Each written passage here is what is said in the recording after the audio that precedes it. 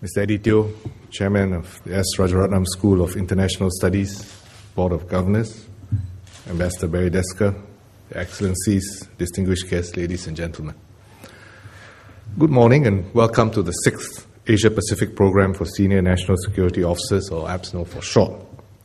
Since its inception in 2007, APSNO has been a key forum for officials from the Asia-Pacific to come together, network and exchange perspectives on the latest developments impacting national security. And this year's APSNO is no different, and it continues a useful tradition. The theme for this year's APSNO, Complexities, Interactions and Interdependencies for National Security, is a timely one. Over the past decade, globalization and advances in technology have deepened systemic interdependencies.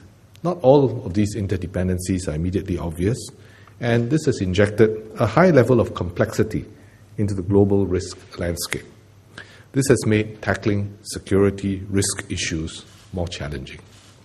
Paradoxically, the attempt to reduce risk at the local level can sometimes add to the complexity.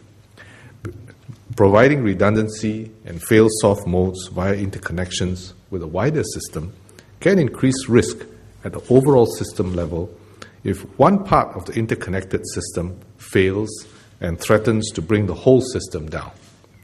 The Eurozone crisis, precipitated by the situation in Greece, is one such example. One might argue that the Eurozone, which was created for better economic and financial stability among the countries in Europe, has created some larger systemic risks and problems as well. And some might argue that Britain, which stayed outside the Eurozone, has been less affected, retained more degrees of freedom, at least in this particular crisis. Similarly, the risk to local power supply can be reduced by connecting to an electrical power grid. But joining a grid can also bring system-wide risks into the local system. And the classic example, of course, was the Northeast blackout of 2003, where a voltage fluctuation in an Ohio transmission line caused a trip, and computerized safety systems in over 100 generating stations across Ontario and 7 U.S. states that were interconnected via the grid were knocked offline like tumbling dominoes. The blackout affected an estimated 10 million people in Ontario and 45 million people in 8 U.S. states.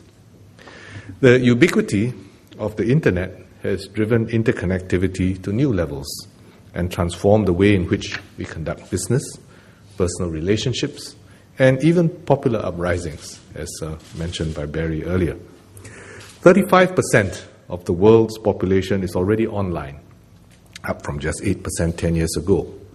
At the end of 2011, approximately 470 million smartphones had been sold worldwide, and the number is expected to double by 2015. So to support a revolution, it may not be the provision of arms that is the most critical thing, but perhaps the provision of smartphones and making sure the network remains up. The networked and complex nature of the cyber world allows cyber attacks and cyber espionage to take place from abroad, anonymized through multiple hot points in third countries, with no physical presence in the country where the target is located. Cyber sabotage, such as the Stuxnet virus in 2010, currently requires specialized resources and a level of sophistication and technical know-how which is not always available to the sort of ordinary person. However, other forms of cyber espionage and subversion could be undertaken by smaller groups, such as companies and hackers against a country's critical infrastructure or financial system. Such attacks can be inadvertently facilitated by new ways of operating, which bring new kinds of vulnerability. For example, the introduction of smart electric meters can allow electricity grid companies to monitor domestic electricity consumption. This information can be used to manage electricity supply more efficiently, saving money for the company and users, and reducing greenhouse gas emissions. The downside is that once an information link is created between a user's electricity meter and the grid, there is at least a theoretical possibility of a user being able to hack into the grid via their meter and sabotage an area's electricity supply. Connectivity also allows for amplification. Attacks that would have been isolated incidents in the physical world can achieve cascading effects through connectivity or interconnectivity. Demographic and social changes will also have an impact on national security. By late last year, the world's population had hit 7 billion and is expected to grow to 9.3 billion by 2050. Already half the world's population is urban, and it's expected that 7 out of 10 people will be living in urban areas by 2050. There will be rising demand for clean water and food. The United Nations Food and Agricultural Organization, FAO, estimates that food production must increase by 70% in order to feed this larger, more urban, and better off population. Food security, not just the production, but also the transportation, distribution, and willingness to supply or withhold food exports will continue to be a challenge. Furthermore, as food production requires water and energy, food security is interrelated to issues of water and energy security. In some areas, population growth and migration, whether rural to urban, within the same country or across boundaries, will outpace the development of stable governance. Poor infrastructure and lack of employment opportunities, combined with resource pressures, will also increase the risk of domestic and cross-border instability and conflict.